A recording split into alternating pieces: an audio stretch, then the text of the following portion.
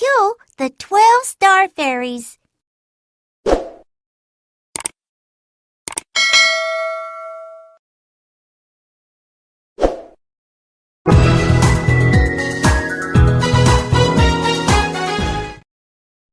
천마총을 비롯한 신라 왕실 무덤들이 자리 잡고 있는 대릉원이다. 단일 건물이 아니라 월성 북쪽에 12만 5,400여 평에 이르는 넓은 지역에 조성된 고분들을 총칭하여 이르는 말이다. 초기 고분일수록 규모가 크고 후대로 갈수록 정형화되는 경향이 있다. 대릉원 구역에 들어서면 가장 먼저 보이는 것은 미추왕릉이다. 김할지의 후손 중 처음으로 왕위에 오른 인물이다. 죽어서도 나라를 지켰다는 말이 있을 정도로 신라 왕실에서는 신성시되는 인물이다. 초기의 고분이라 규모가 크다. 제155호 고분이자 천마총으로 유명한 고분이다. 내부에서 엄청나게 많은 유물들이 출토된 고분으로 하늘을 나는 천마가 그려진 장리가 출토되기도 했다. 이 유물은 고신라의 유일한 미술품으로 역사적 가치가 뛰어난 유물이기도 하다. 이 천마도장리에서 무덤 이름을 따서 천마총이라는 이름이 붙었다. 대릉원에서 가장 규모가 큰 황남대총이다. 두 개의 봉분이 마주하듯 기대고 있는 쌍분으로 동서 80m, 남북 120m에 이르는 거대한 크기를 자랑하는 봉분이다. 신할 초기의 유적으로 추측된다. 계림 끝부분에 내물왕릉이 있다. 내물왕은 경주 김씨 왕위 세습체계를 마련한 왕이다. 대릉원에는 이외에도 무수히 많은 왕릉들이 산재해 있다. 너른 들판에 우뚝 솟은 고분들의 웅장한 모습을 보고 있으면 이곳이 천년 고도로 일컬어지는 경주임을 실감할 수 있다. 진골 최초의 왕이자 신라 삼국통일의 기초를 탄탄히 다진 인물, 태종 무열왕 김춘추가 잠들어 있는 태종 무열왕릉이다. 사적 제20호로 지정되어 있으며 서학동 동쪽 언덕에 자리 잡고 있는 5기의 고분 중 제일 앞쪽에 위치해 있다. 밑지름은 36.3m, 높이는 8.7m에 이르는 거대한 크기이며 통일신라 시대의 왕릉에 비해서는 장식이 소박한 편이다. 신라 왕릉 중 유일하게 주인을 알 수 있는 무덤이다. 그 이유는 무덤 앞에 있는 국보 제25호인 태종 무열왕릉비 덕분이다. 김춘추가 살았던 삼국시대는 영웅의 시대였다. 고구려의 연개소문, 백제의 계백과 의자왕, 신라의 김춘추와 김유신. 하지만 이 많은 영웅들을 모두 물리치고 최후의 승자가 된 인물은 김춘추다. 말과 외교로 역사 속에서 승자가 된 김춘추의 당연하지만 수줍은 사치.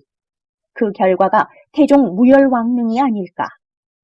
태종 무열왕릉비의 몸체는 경주박물관에 보관되어 있고 비각 안에는 받침돌과 이수만이 남아있다.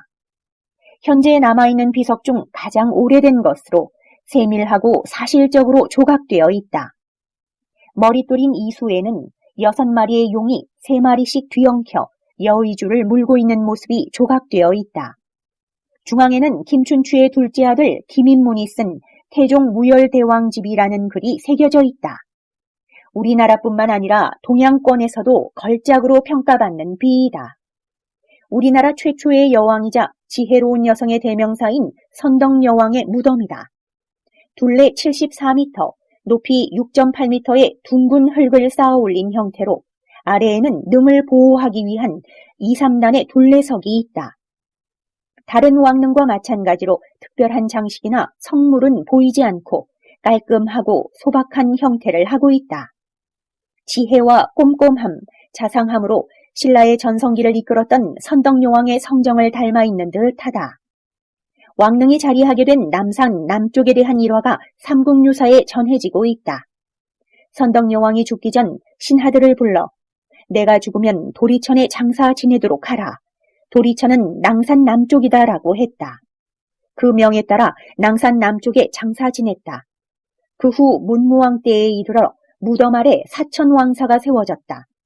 이는 불경에 있는 사천왕천 위에 도리천이 있다는 내용이 실현된 것이다. 선덕여왕의 신비롭기까지 한 지혜를 드러내는 설화이다. 선덕여왕은 당차고 기계 있으며 지혜롭기까지 한 당시 최고의 왕들 중 한 명이었다. 여성 특유의 섬세한 감각으로 한 치 앞도 보이지 않는 혼란한 삼국시대를 헤쳐나갔던 여왕. 여성들이 주목받는 오늘날 선덕여왕 능을 바라보며 여리지만 강한 여성의 삶의 힘에 대해 생각해본다. 옥녀봉 동쪽 능선 한가운데 화려하게 장식된 왕릉이 하나 있다. 왕위에 오르지는 못했지만 사후 대왕으로 추대된 신라의 영웅이자 삼국통일의 대업을 달성한 인물, 김유신의 묘이다. 그는 신라의 재상으로 죽었으나 흥덕왕이 그를 흥무대왕으로 받들면서 왕릉에 안치되었다. 신라의 역대 왕릉 가운데 가장 넓은 부지를 차지하고 있는데 직경은 15.8m, 높이는 5.6m로 봉분의 크기 자체는 그리 크지 않다. 봉분 주위에는 12지 신상이 새겨진 호석과 돌 난간이 둘러져 있다. 수더분하고 소박했던 다른 신라 왕들의 무덤에 비하면 무척이나 화려하고 다양한 장식이 되어 있는 셈이다. 김춘추는 끝내 통일을 목도하지 못하고 죽었고 연개소문의 고구려와 계백, 의자왕의 백제는 김유신의 칼 아래 쓰러졌다. 아무리 왕으로 봉해졌다지만 일개 재상에 불과했던 김유신의 지나칠 정도로 화려한 무덤을 보면서 혼란스러웠던 삼국시대의 진정한 승자는 김유신이 아니었을까 생각해본다. 경주 최부잣집, 경주 최진사집으로 유명한 교동 최씨 고택이다. 400년 동안 9대 진사와 12대 만석군을 배출한 집안으로 유명한 곳으로 1700년대 후반부터 현재의 자리에 터를 잡아 이어져 내려오고 있다. 본래 99칸의 대저택이었으나 현재는 사랑채와 안채, 문간채와 커다란 뒤주만 남아있다. 예부터 찾아오는 과객들을 후하게 대접하고 흉년에 남의 논밭을 사들이지 못하게 하는 등 지역 유지로서의 법도를 철저히 지켜나간 곳이다.